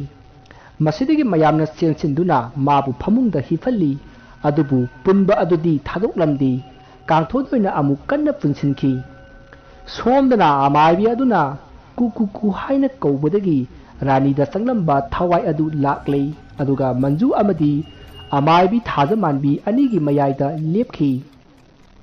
thawai aduna manjugi mama mapabu ubada hatkadabagi songchinnaba tawki adubu amaibi thajamanbina arembada tahanki masidagi amaibi thajamanbina ranidagi lawrakpa I adu ranigi sam amadi phi aduda loina haijinki aduga lai kaya solakli adumna tawrakpa aduda thawai adu khangba ngamdabagum koilaw lawrai masidagi amaibi aduna sam amadi I tairaba phi adu puduna manjuga punna mapanda thorakle adubu manjugi mapaga mamagadi lengdana leiramnaba haibadagi tuminna adum leiri masigi matung amaibi thajamanbina mana puthorakliba sam amadi I tairaba phi adu leibakta thadaraga manjuna pairakpa mai aduna suduna mai tharami asumna tawrakpa aduda makhoigi manakta leiriba lairikki thawai adu kanna lawrai masidagi mahak mami sami tawramlaga mangkhre asumna mahakna hek mangkhibadagi mafam adu unwaimuk sikhi ngasai makhai langamba akiba sabta mayam adu tumin laikhre asumna lai khoyam laba matung manju amadi magi mama mapasu yumlomda lakle aduga amaibi adusu yum aduda nungaina lehori manjuna chatlamdaida amaibi thajamanbina raniga punna amuktang मागिदा लाउ हायरखी मतमदु हौख्रे मथंगी नोंगाले रानीदु ज्ञान तारे कैसु तौद्रे हायबदगी मागी युंगी मियुइसिंगना रानीबु rehabilitation centre अदुदगी लौथोक्लुरे नुमित असिगी नुंथिंदा मंजुदु रानीगी मनाक्ता lucky अदुगा वारी वताई कया सानखी मतम अदुदा रानीना मंजुदा मंगोंदा चंगमलिबा थवाई हनुबी अदु कनानो करिगी मंगोंदा संगलिबनो हायना मंजुदा हंगखी रानीना मंजुदा मंगोंदा संगलिबा थवाई अदुगी मरमदा हंगलकपा अदुदा मंजुना थवाई अदुगी मरमदा वारी लिबा हौरई मतमदु सजिबु था पानखलकपा मतमनी लमता था लोइखिबा कुइद्री थाजमानबिसु फाइलेन थादा लुहोंखिबनी लुहोंबा कुइद्रिबनिना महाकना लेकाय अदुगी मीसिंगी मरमदा कया थोइना खंगद्री नोमु नुमित अमा मियाई चलबी नुपी अमा थाजमानबिगी युमदा लाखी मतमदुददी थाजमानबिदु मंगोलदा वाई तैदुना लेरिबा मतमनी नुपी अदुना लाक्लगा थाजमानबिदा करिगुंबा पोसक अमगी मतांगदा वारी सारई पोसक अदु नुपी अदुना थाजमानबिदगी पिरकनबा हाइखी अदुबु थाजमानबिना मदुदी अईगी पोट नते अदुना अईना पीबा ngमलोय हाइखी अदुबु लाक्लिबी मियाई चलबी नुपी अदुना नंगना थोकपा पीगदबनी हेक पीदबदा अईना कैदोरकी येंगो हाइरमलगा नुपी अदु थाजमानबिगी युमदगी सावना चटकी पनबा याय थाजमानबिगी नुपा प्रभापति हॉस्पिटल दा अटेंडेंट ओइना थबक तौरगा लेजबनी थाजमानबिसु हॉस्पिटल अदुदा नर्स ओइदुना लेरमी मरम असिदगी थाजमानबिगा अटेंडेंट ओइरिबा मागी मपुरोइबगा खंगनरक्तुना युम्बा लंबिदा खोंगा मिनरकपनी थाजमानबिगी नुपा असिगिनी हाइबदा मागी ममाबोक अदु नतना कनासु लेट्रै अदुसु हौजिक्ति अहन ओइरक्लबनिना यामना तोइना यिंगसिनबा ngमद्रै अदुगा अमरोमदा थाजमानबिगी मनाक्ता लाक्लिबा नुपी अदुगा थाजमानबिगा हाना ममांग थक्ता मखोइगा पुन्ना थबक तौमिनरमी अदुबु मोट मानरक्तबदगी मखोइ काइनखिबनी अदुबु मखोइना पुल्लिङैदा हाना पाइनखिबा लाइगी ओइबा पोसै खरा लोसिन्नदुना थमली हारिबा पुलमसिंग असिगी मनुंगदा ख्वाइदगी मपांगल कनबा साथीबा अमा हाइरगदी ममित अहुम पानबा मितम अमा लैरी मदुना ओइरमी हारिबा लाइदी असि थाजमानबिगी मनाक्ता लैरिबनी अदुबु महाकना हिरम अमतदा सिजिन्नदना यामना सेक्सिन्ना थमलिबनी अदुबु थाजमानबिदा लೈ हाइबा असि मागे मनाक्ता लाक्लिबी नुपी अदुना खंगबदगी मंगोंदगी लौनबा तौरिबनी नुपी अदु अतै कनासु नते हनुबी लैरिकपुनी पुक्चेल पिकपा मीने नुंगाइबा उरगा कलकपा मसा मसु फावबा कया नुक्सिबा पोक्तबा नुपी अमा ओइना तौई थाजमानबिना लैरिकना हाइरमलिबा वाफम अदु ताबदा मंगोंदा मितम अदु लैरे हाइबसि खंगख्रे हाइबा खंगलै मसिदगी महाक्सु सेक्शनना मिकुबना हुमसिंगना लैरी मसिगी मतुंग मतम खरा हौख्रे थाजमानबिसु मतमना पोरक्तुना नवा मितमबा था मरी सुरक्लै थाजमानबी अमदी मागी मपुरोइबा लिंगजेनबा यामना हराव नुंगाइजरी थाजमानबिसु येंगु येंगु खुदिंग नुंगोंजरी मसा मऊ इनौ नौथजरी मसागे नुंगसिबा मतौबु बापना साजिंदुना मिकुप खुदिंग मोमोन नोक्चरी असिगुमलबा नुंगाइरबा मतम असिदा लैरिकना इतत तत्तना लाक्लगा थाजमानबिदा लैरिबा मितम लाइदी अदु पिरकनबा हाइखी अदुबु थाजमानबिना मंगोंदा हाना लैरमी हौजिक्ति अमाइबा तांगजमोहनगी मनाक्ता लैख्रे हाइना खुमलखी तसेंबगिसु अमाइबा तांगजमोहनगी मनाक्ता मितम अदु लैख्रबनी थाजमानबिना मितम अदु सेनबा ngमनरोय हाइबदगी नोंगमा अमाइबा तांगजमोहनबु कौरगा पीख्रबनी अदुबु वाफम अदु लैरिकना थाजरमदी अदुगा अमरोमदा माना पियु हाइबददी पीद्रगा करिगी मिंगोंदा पीदिबनो हाइना यामनसु साउखी अदुबु लैरिकती मखोइगा पुल्लिङै मयामना यादबा थबक हंजिन हंजिन तौबगिदमक महाकु तानथोख्रबनी मरम असिना महाक थाजमानबी होइगी कांगबुदा याउद्रै अदुना मखोइगी कांगबुगी ओइबा पोचै अमत्ता लैरिकता पीबा याखिदबनी मसि पुनमक खंगना खंगना अमाइबी लैरिकना थाजमानबीदगी नमदुना लौनबा होनखिबनी अदुबु उपाय लैखिदे असुमना थाजमानबिना मंगोंदा लैत्रे हाइरकपा अदुदा लैरिकतु यामना सावरमगा चटखी ꯃꯁꯤꯒꯤ ꯃꯇꯨꯡ ꯏꯀꯨꯏ ꯀꯨꯏꯗꯅ ꯊꯥꯖ ꯃꯥꯟꯕꯤꯒꯤ ꯃꯄꯨꯔꯣꯏꯕ ꯂꯤꯡꯖꯦꯟꯕꯅ ꯅꯣꯡꯃ ꯌꯥꯝꯂꯕ ꯁꯦꯟꯖꯥꯝ ꯑꯃ ꯄꯨꯗꯨꯅ ꯂꯥꯛꯏ꯫ ꯁꯦꯟꯖꯥꯝ ꯑꯗꯨ ꯃꯍꯥꯛꯅ ꯄꯥꯈꯪ ꯑꯣꯏꯔꯤꯉꯩꯗꯒꯤ ꯌꯥꯎꯖꯕ ꯃꯔꯨꯞ ꯑꯗꯨ ꯂꯣꯏꯔꯦ ꯑꯗꯨꯅ ꯁꯦꯟꯖꯥꯝ ꯑꯗꯨ ꯄꯨꯗꯨꯅ ꯂꯥꯛꯂꯤꯕꯅꯤ꯫ ꯃꯁꯤꯗꯒꯤ ꯁꯦꯟꯁꯤꯡ ꯑꯗꯨꯅ ꯃꯈꯣꯏꯅ ꯂꯧ ꯈꯔ ꯂꯩꯖꯈꯤ꯫ ꯑꯁꯨꯝꯅ ꯂꯧ ꯂꯩꯕ ꯑꯗꯨꯗ ꯁꯣꯝꯗꯅ ꯃꯕꯨꯛ ꯐꯠꯇ꯭ꯔꯕꯤ ꯑꯃꯥꯏꯕꯤ ꯂꯥꯏꯔꯤꯛꯅ ꯈꯜꯂꯤ, ꯑꯁꯨꯛ ꯀꯨꯏꯕꯁꯤ ꯉꯁꯤ ꯐꯥꯎꯕ ꯂꯧ ꯂꯩꯕꯗꯤ ꯂꯥꯏꯔꯗꯅ ꯆꯔꯥ ꯐꯥꯎꯕ ꯑꯅꯤꯁꯨꯅ ꯆꯥꯕ ꯐꯪꯗ꯭ꯔꯕꯅꯤ, ꯑꯗꯨꯒ ꯊꯥꯖ ꯃꯥꯟꯕꯤ ꯍꯦꯛ ꯂꯥꯛꯄꯗꯒꯤꯗꯤ ꯊꯥ ꯈꯔꯁꯤꯗ ꯂꯧꯒ ꯂꯩꯈ꯭ꯔꯦꯅꯦ꯫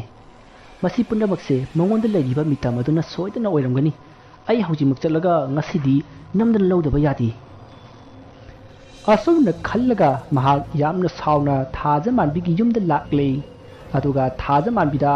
ꯃꯤꯇꯝ ꯑꯗꯨ ꯄꯤꯗꯕ ꯌꯥꯔꯣꯏ ꯍꯥꯏꯗꯨꯅ ꯌꯥꯝꯅ ꯀꯟꯅ ꯇꯛꯁꯤꯜꯂꯛꯈꯤ, ꯑꯃꯗꯤ ꯀꯔꯤꯒꯨꯝꯕ ꯍꯦꯛ ꯄꯤꯗꯕꯗ ꯅꯪꯒꯤ ꯅꯆꯥ ꯑꯗꯨ ꯃꯥꯡꯍꯟꯒꯅꯤ ꯍꯥꯏꯅ ꯀꯤꯍꯟꯕ ꯍꯧꯔꯛꯂꯦ꯫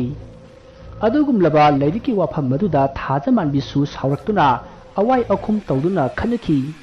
ꯑꯁꯨꯝꯅ ꯃꯈꯣꯏ ꯑꯅꯤꯅ ꯈꯟꯅꯔꯛꯄ ꯑꯗꯨꯗ ꯌꯨꯝꯊꯪꯅꯕꯗ ꯂꯩꯕ ꯃꯤꯁꯤꯡꯅ ꯆꯤꯡꯁꯤꯟꯅꯔꯛꯇꯨꯅ ꯈꯟꯅꯕꯒꯤ ꯋꯥꯐꯝ ꯍꯪꯂꯛꯈꯤ꯫ ꯃꯗꯨꯗ ꯂꯥꯏꯔꯤꯛꯅ ꯊꯥꯖ ꯃꯥꯟꯕꯤꯁꯤ ꯐꯠꯇꯕ ꯊꯕꯛ ꯇꯧꯕꯤ ꯑꯃꯥꯏꯕꯤꯅꯤ ꯍꯥꯏꯅ ꯃꯌꯥꯝꯗ ꯍꯥꯏꯔꯝꯃꯤ, ꯑꯗꯨꯒ ꯃꯈꯥ ताना ꯃꯉꯣꯟꯗ ꯂꯥꯏꯒꯤ ꯑꯣꯏꯕ ꯃꯤꯇꯝ ꯑꯃꯁꯨ ꯂꯩꯕꯅꯤ, ꯑꯗꯨꯒꯤ ꯃꯇꯦꯡꯅꯅꯤ ꯃꯥꯅ ꯉꯁꯤ ꯂꯧꯒ ꯂꯩꯔꯤꯕꯁꯦ ꯍꯥꯏꯅ ꯃꯌꯥꯝꯗ ꯍꯥꯏꯈꯤ꯫ ꯑꯁꯨꯝꯅ ꯍꯥꯏꯔꯛꯄꯗ ꯊꯥꯖ ꯃꯥꯟꯕꯤꯅ ꯃꯈꯣꯏꯒꯤ ꯂꯧ ꯂꯩꯔꯤꯕ ꯑꯗꯨꯗꯤ ꯃꯈꯣꯏꯒꯤ ꯃꯔꯨꯞ ꯐꯥꯎꯕꯒꯤ ꯁꯤꯟꯐꯝ ꯑꯗꯨꯅ ꯂꯩꯖꯕꯅꯤ, ꯑꯗꯨꯒ ꯃꯥꯅ ꯍꯥꯏꯔꯤꯕ ꯃꯤꯇꯝ ꯑꯗꯨꯗꯤ ꯑꯩꯒꯤ ꯏꯅꯥꯛꯇ ꯂꯩꯇꯦ, ꯃꯗꯨ ꯑꯩꯒꯤ ꯄꯣꯠ ꯅꯠꯇꯦ ꯍꯥꯏꯅ ꯂꯥꯏꯔꯤꯛꯇ ꯆꯩꯔꯝꯃꯤ꯫ ꯃꯗꯨꯗ ꯃꯤ ꯑꯇꯩꯅꯁꯨ ꯍꯣꯏꯅꯦ, ꯃꯣꯏꯒꯤ ꯂꯧ ꯂꯩꯕꯗꯨꯗꯤ ꯃꯔꯨꯞ ꯐꯪꯕꯗꯒꯤ ꯂꯩꯈꯤꯕꯅꯤ ꯂꯤꯡꯖꯦꯟꯕꯅ, ꯑꯩꯈꯣꯏꯁꯨ ꯈꯪꯉꯤ ꯏꯅꯦ ꯂꯩꯔꯦꯛ, ꯅꯪꯅ ꯚꯥꯞ ꯐꯠꯇꯕ ꯈꯟꯕꯒꯤꯅꯤ, ꯈꯔꯁꯨ ꯐꯅ ꯈꯟꯗꯣꯛꯎꯅꯦ꯫ ꯑꯁꯨꯝꯅ ꯃꯌꯥꯝꯅ ꯉꯥꯡꯅꯔꯛꯂꯦ꯫ ꯋꯥꯐꯝ ꯑꯁꯤ ꯇꯥꯕꯗ ꯂꯥꯏꯔꯤꯛꯇꯨ ꯏꯀꯥꯏꯗꯨꯅ ꯋꯥ ꯑꯃꯠꯇ ꯉꯥꯡꯂꯝꯗꯅ ꯌꯨꯝꯂꯣꯝꯗ ꯍꯟꯈ꯭ꯔꯦ꯫ ꯃꯁꯤꯒꯤ ꯃꯇꯨꯡ ꯂꯥꯏꯔꯤꯛꯅ ꯌꯨꯝꯗ ꯌꯧꯔꯛꯂꯒ ꯈꯪꯒꯅꯤꯗꯅ ꯉꯁꯤꯗꯤ ꯂꯥꯏꯔꯤꯛ ꯑꯩꯒꯤ ꯏꯒꯨꯟ ꯈꯪꯍꯟꯒꯦ ꯑꯁꯤ ꯍꯥꯏꯔꯒ ꯌꯥꯝꯅ ꯁꯥꯎꯅ ꯏꯃꯨꯡꯗ ꯆꯪꯈꯤ꯫ ꯃꯥꯒꯤ ꯃꯆꯥ ꯃꯃꯧꯅ ꯃꯉꯣꯟꯗ ꯃꯥꯅ ꯁꯥꯎꯔꯒ ꯂꯥꯛꯄꯒꯤ ꯃꯔꯝ ꯑꯃꯠꯇ ꯍꯪꯗꯦ, ꯃꯈꯣꯏꯅ ꯍꯥꯟꯅ ꯈꯪꯉꯤ꯫ ꯑꯃꯔꯣꯝꯗ ꯂꯥꯏꯔꯤꯛꯅꯁꯨ ꯃꯈꯣꯏ ꯑꯃꯠꯇ ꯅꯨꯡꯁꯤꯔꯝꯗꯦ, ꯑꯗꯨꯒ ꯀꯌꯥꯁꯨ ꯀꯧꯅꯗꯦ꯫ ꯃꯁꯤꯒꯤ ꯃꯇꯨꯡ ꯃꯇꯝꯗꯨ ꯍꯧꯈ꯭ꯔꯦ, ꯅꯨꯃꯤꯗꯥꯡꯒꯤ ꯃꯇꯝ ꯑꯣꯏꯔꯛꯂꯦ꯫ ꯊꯥꯖ ꯃꯥꯟꯕꯤ ꯑꯃꯗꯤ ꯂꯤꯡꯖꯦꯟꯕ ꯃꯍꯧꯁꯥꯒꯤ ꯃꯍꯧꯁꯥ ꯅꯨꯡꯗꯥꯡ ꯆꯥꯛꯆꯥ ꯇꯣꯛꯂꯒ ꯂꯤꯡꯖꯦꯟꯕꯅ ꯊꯕꯛ ꯍꯜꯂꯛꯄꯗ ꯂꯩꯔꯛꯄ ꯐꯤꯂꯝ ꯑꯃ ꯇꯤꯚꯤꯗ ꯀꯥꯞꯇꯨꯅ ꯌꯦꯡꯗꯨꯅ ꯅꯨꯡꯉꯥꯏꯅ ꯂꯩꯔꯤ꯫ ꯑꯁꯨꯝꯅ ꯂꯩꯔꯤꯉꯩ ꯃꯈꯣꯏ ꯌꯨꯝꯒꯤ ꯌꯨꯝꯊꯛꯇ ꯀꯅꯥꯒꯨꯝꯕ ꯑꯃꯅ कन्न सेनखिबगुम दंदंग सेनखि खोंजल अदु ताबदा थाजा मानबिगी मपुरोइबा लिंजेनबना फुक हौगतुना ए कइनोने हुजिकिदुबो अमुक्तसु ताखिजिना असी हाइरमलगा टॉर्च लाइट अमा पाइरगा महाक मपानदा परपरप थोरई अदुगा मथक अदुदा कापगा कुयिंग येंगी अदुबु कना अमतदी लैबा उखिदे मसिदगी महाक इमुंगदा अमुक चंगलक्ले अदुगा थाजा मानबिगी मनाक्ता चंगलगा फमी मदुदा थाजा मानबिना कना ओइरमगे हाइना हंगी मदुदा लिंजेनबना खंगदेदा कनाम लेहौदे हाइना खुमी मसि ताबदा थाजा मानबिदु सिंगनबा हौरक्ले मसिदगी थाजा मानबिना तुमनबा तौरसी तुमनिंगे हाइबदगी मखोय तुमनबगी फमुंद संगक्ले मसिदगी मखोय Tumin Tumin तुमनरी असुमना ngaihak lairaba matung yum adugi thongda kok kok thilaki maduda lingjenbana kana oirajano haiduna haugatnaba tawi adubu thaja manbina thuluno haibadagi tuminna leire asumna tuminna leisinbadagi thong thilamba adu tuminna amuk leikhre aduga lingjelba amadi thaja manbina tumliba phamung adugi woiromda paliba thongna waduda amuk kok kok thilaklei असुमना तौरक्पा अदुदा लिंजेनबा दु खंगप्रे खंगी मसिदगी महागना कनानो हाइना हंगी सोमदा थाजा मानबिना लेवा खरा सोलगा खुबाक pro pro खुबदगी थोंनाउदा थिलंबा अदु तुमिना लेख्रै मता मदुदा लिंजेनबना थाजा मानबिदा नंगना सानबा Lyra हाइना हंगी अदुगा मतुंग सुगुंबा तौगनो हाइना सुस्तैनमी मदुदा थाजा मानबिना आइने नते हाइना खुंखी अदुगा ngasai amaibi leirika mahaka khanakhiba adu hairami maram asina mana tawrakpa soidan oiramgani haina magi nupa lingjenbada hairami masidagi lingjenbadu saubna loikhre hayeng nong hek nganbaga nganguge haina hairakhi adubu madu tawdunaba thaja manbina lingjenbabu khamlammi maramdi adumne hek tawrubada sathi sathi ba thabak kaya tawrakadoribani masi khangbanina thaja manbina khamlibani masidagi wafam adu yaraduna lingjenbadu tuminna tumki thaja manbisu tumki thaja manbina magisu haijaba leiwa kaya sonduna amaibi leirika muknabu yabani adubu mahakti hauji masalum libanina pangal phudokpa yadriba matang oiri wafam asi khangbanina leirikna su thaja manbibu kiramdi asumna matamdu haukhre mathangi nongali thaja manbisu yumgi thabak inkhang khara asum loisilli tanja aduda lingjenbadu masa nungaiti haiduna phamungda amuk changaklaga hipli maduda thaja manbina kaidorage haina hangki aduga lingjenbagi makhut paiduna ihun jengbada lagi waiba sahum ama phangki masidagi thaja manbina lai ama khoirumnaba thorang tarakle asumna mahakna thorang tarakpada mana magi manaka thamliba ising adu masa matomta musin muslai aduga thaliba candle sing adusu masa matomta put mutkhi madubada thaja manbina masidi aina ngamlaroi khanduna amaiba tangje mohonbu kaubuna faragani haina khanki asumna khallaga mahakna magi lai khoiramba adu loisellaga amaiba tangje mohonda phone tawduna makhoigi yumda lakpinaba haiki adubu tangje mohondi yumda leite langphaida lei haiduna khumlakhi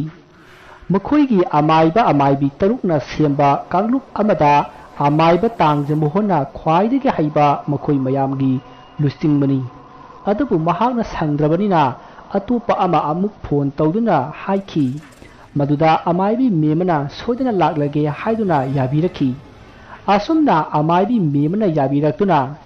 lingjenbana masa nungaite haiba numit adugi numidangda lai ama amaibi memana khoiramki asumna lai khoirambadagi yum aduda kaisumta tawrakhidrei asumna lingjenba amadi thaja manbi nungaina sahi ani lengkhrei matamdudadi makhoigi nuksiraba masanupa amasu phangjari somdana nakan amadana amaibi leiktu yamna saurami thaja manbina ingna sikna nungaya leiba uraga mahak jamna kalaklami sauninglami masidagi mahakna thaja manbigi imung manung aduna kangkhong sayanaba sinba horaklei mahakna leiwa thajinduna maram isa sadana khanaba horaklei asumna imung adu mahoksaga manadaba mawong matau kaya tawrakpa aduda thaja manbina lai khoiramduna yingi masidagi mahakna khanglei lairikna tawrakpani haiba asi masi khanglakpadagi mahakna haujikti magi su haijaba kaya puthoktuna lanthengnaragi khankrei nonga numidang ama thaja manbina yumgi sumangda candle dhup amadi atai polam kaya thamduna lai khoiramnaba sem sarai tanja aduda thaja manbigi nupa lingjenbana mahaksu lai khoirambadu yauge haiduna changai adubu thaja manbina phamungda tumina layunaba hairakhi aduga makhata na hairai karigumba mana haiba indaduna karigumba thoraklabadi sigani hainasu khanghalami masidagi lingjenbasu imungda sangduna magi masanupabu konduna tumina lairi masidagi thaja manbina leiwa kaya sonba horaklei aduga thang suri ani puthoklaga makhut nama pai aduga yanarai asumna tawrakpa asida somda lairiktu magi yanakhada phamlaga lai khoramlambani adubu asomda thaja manbina akanba mawongda lai khoramlapa aduda lairiktu masada saina ama phangba horaklei masidagi mahaksu haijaba kaya puthoktuna lai khoramlai asomna khoramlakpada somda thaja manbidu masadu kanagumba amana phubagum saina phangduna kanna laukhi mahakna asumna laurakpa aduda imungda leiriba thaja manbigi nupa lingjenbana kari thoklapa jano haiduna masanupabu thanamlaga mapanda paraprap thoraklei mahak tasengna ngasai thaja manbina haiba adu kawkhibani asumna lingjenbana thorakpada thaja manbina imungda sangkhinaba amukasu laurai masidagi lingjenbadu ngasai thaja manbina mapan thorakano haikhiba adu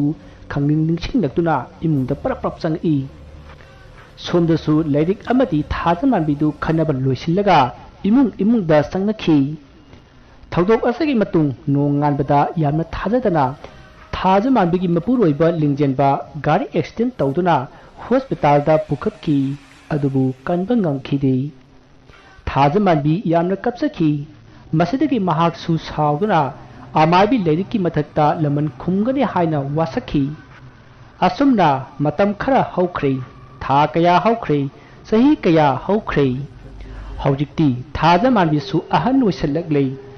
ꯃꯇꯝ ꯑꯗꯨꯗꯗꯤ ꯃꯥꯒꯤ ꯃꯆꯥꯅꯨꯄꯥꯁꯨ ꯅꯨꯄꯤ ꯊꯤꯗꯨꯅ ꯍꯧꯖꯤꯛ ꯊꯥꯖ ꯃꯥꯟꯕꯤꯒꯤ ꯃꯁꯨ ꯑꯅꯤꯁꯨ ꯂꯩꯖꯔꯦ꯫ ꯃꯇꯝꯁꯤꯗꯗꯤ ꯊꯥꯖ ꯃꯥꯟꯕꯤ ꯂꯩꯋꯥ ꯇꯤꯟꯋꯥ ꯐꯖꯅ ꯍꯩꯔꯦ ꯑꯗꯨꯕꯨ ꯀꯔꯤꯒꯨꯝꯕ ꯌꯥꯗꯕ ꯑꯃꯗꯒꯤ ꯂꯥꯏꯔꯤꯛꯇ ꯂꯃꯟ ꯈꯨꯝꯕ ꯉꯝꯗꯅ ꯂꯩꯔꯤ꯫ ꯅꯣꯡꯃ ꯅꯨꯃꯤꯠ ꯑꯃ ꯄ꯭ꯔꯚꯥꯕꯇꯤ ꯍꯣꯁꯄꯤꯇꯥꯜ ꯑꯗꯨꯗ ꯅꯨꯄꯤ ꯃꯆꯥ ꯑꯃ ꯆꯍꯤ 19-20ꯃꯨꯛ ꯁꯨꯔꯕꯤ ꯅꯨꯄꯤ ꯃꯆꯥ ꯑꯃ ꯌꯥꯝꯅ ꯁꯥꯊꯤꯅ ꯑꯉꯥꯎꯕꯒꯨꯝ ꯇꯧꯗꯨꯅ ꯄꯨꯔꯛꯈꯤ꯫ ꯗꯥꯛꯇꯔꯅ ꯐꯅ ꯀꯟꯅ ꯌꯦꯡꯂꯕꯁꯨ ꯐꯈꯤꯗꯦ꯫ ꯇꯥꯟꯖꯥ ꯑꯗꯨꯗ ꯊꯥꯖ ꯃꯥꯟꯕꯤꯅ ꯅꯨꯄꯤ ꯃꯆꯥ ꯑꯗꯨꯒꯤ ꯑꯍꯜ ꯂꯃꯟꯁꯤꯡꯗ ꯅꯨꯄꯤ ꯃꯆꯥ ꯑꯁꯤ ꯂꯥꯏꯒꯤ ꯑꯣꯏꯕ ꯈꯔ ꯂꯩꯔꯦ ꯑꯗꯨꯅ ꯌꯨꯝꯗ ꯄꯨꯊꯣꯔꯣ ꯑꯗꯨꯒ ꯂꯥꯏ ꯑꯃ ꯈꯣꯏꯔꯝꯁꯤ ꯍꯥꯏꯈꯤ꯫ ꯑꯁꯨꯝꯅ ꯍꯥꯏꯕꯗꯒꯤ ꯅꯨꯄꯤ ꯃꯆꯥ ꯑꯗꯨꯒꯤ ꯏꯃꯨꯡ ꯃꯅꯨꯡꯅ ꯅꯨꯄꯤ ꯃꯆꯥ ꯑꯗꯨꯕꯨ ꯌꯨꯝꯗ ꯑꯣꯏꯅ ꯄꯨꯊꯈ꯭ꯔꯦ꯫ ꯅꯨꯄꯤ ꯃꯆꯥ ꯑꯗꯨ ꯑꯇꯩ ꯀꯅꯥꯁꯨ ꯅꯠꯇꯦ, ꯃꯟꯖꯨꯅꯤ꯫ ꯑꯁꯨꯝꯅ ꯑꯃꯥꯏꯕꯤ ꯊꯥꯖ ꯃꯥꯟꯕꯤꯅ ꯍꯣꯁꯄꯤꯇꯥꯜꯗꯒꯤ ꯍꯜꯂꯛꯂꯒ ꯌꯨꯝꯗ ꯆꯪꯗꯕꯤꯗ ꯃꯟꯖꯨꯒꯤ ꯌꯨꯝꯂꯣꯝꯗ ꯑꯣꯏꯅ ꯂꯥꯛꯈꯤ ꯑꯗꯨꯒ ꯃꯟꯖꯨꯕꯨ ꯂꯥꯏ ꯈꯣꯏꯔꯝꯂꯝꯃꯤ꯫ ꯃꯇꯝ ꯑꯗꯨꯗ ꯃꯟꯖꯨꯗꯨ ꯑꯃꯥꯏꯕꯤ ꯑꯃꯒꯤ ꯃꯑꯣꯡ ꯇꯧꯔꯛꯂꯦ ꯑꯗꯨꯕꯨ ꯃꯥꯒꯤ ꯏꯃꯨꯡ ꯃꯅꯨꯡꯅ ꯃꯗꯨ ꯄꯥꯝꯗꯦ ꯍꯥꯏꯕꯗꯒꯤ ꯆꯍꯤ 4 ꯅꯝꯁꯤꯟꯗꯨꯅ ꯊꯝꯕ ꯇꯥꯈꯤ꯫ ꯃꯁꯤꯗꯒꯤ ꯊꯥꯖ ꯃꯥꯟꯕꯤꯅ ꯃꯥꯒꯤ ꯊꯕꯛ ꯑꯃ ꯇꯧꯍꯜꯂꯝꯂꯒ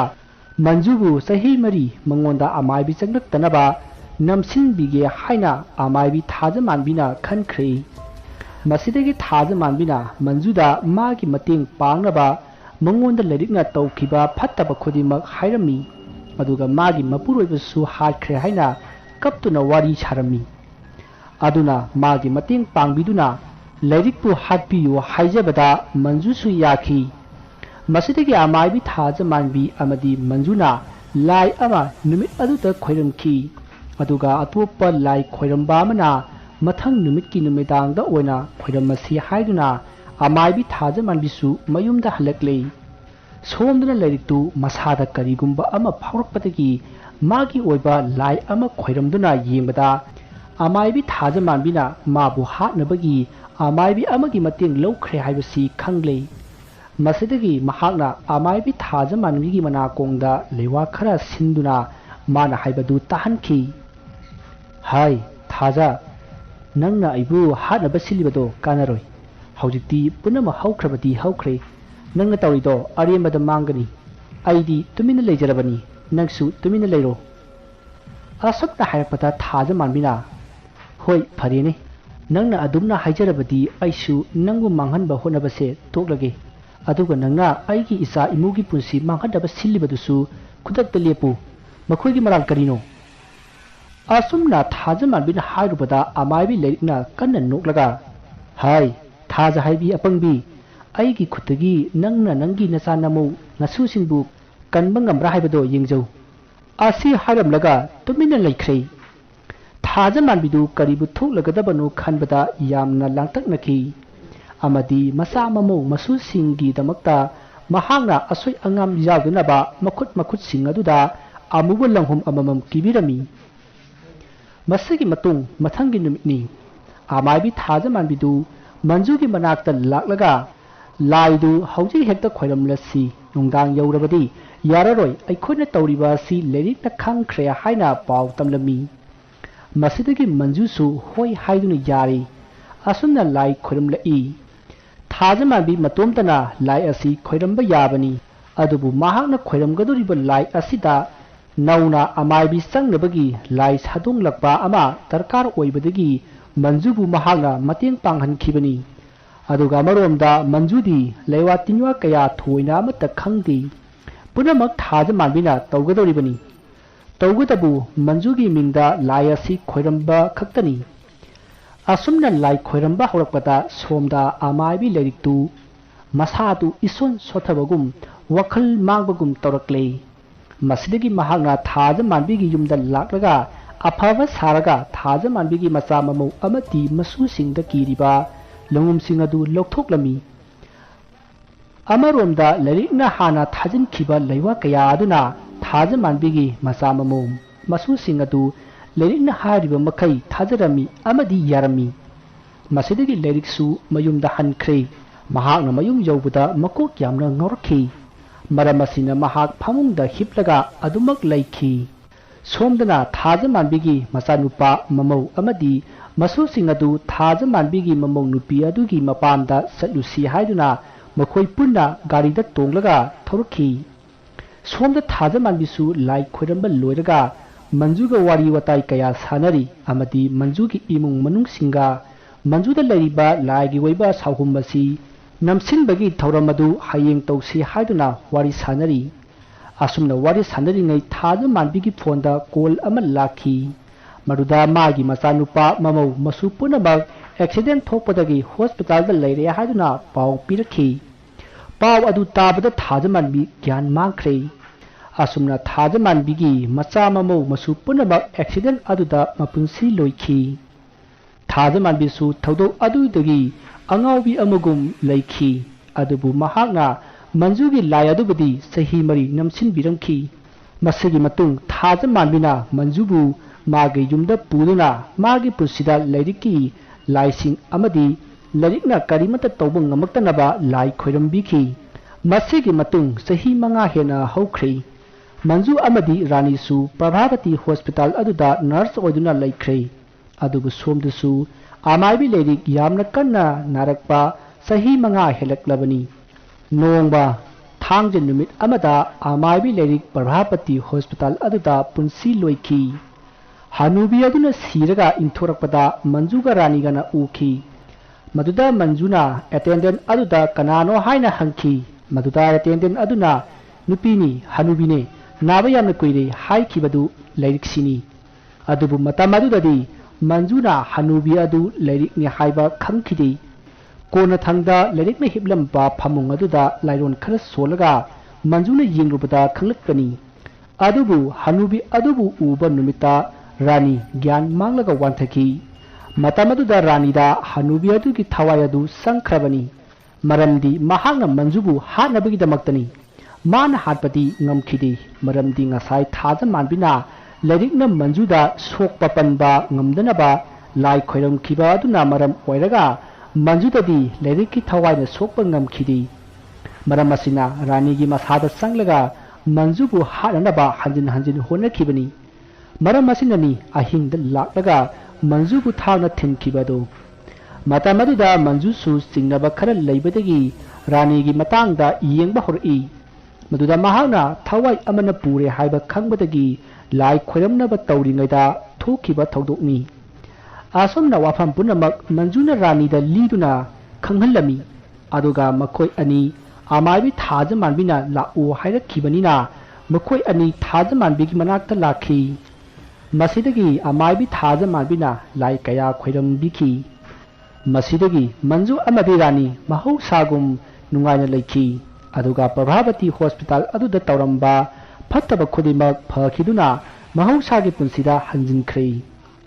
वारी असि मतंग असिदा लोइजरी वारी असिदा सोइखिबा लानखिबा वाई वता खिबिक ताबिरिबसिंगना पुक्सेल चाउना ngapiगनी।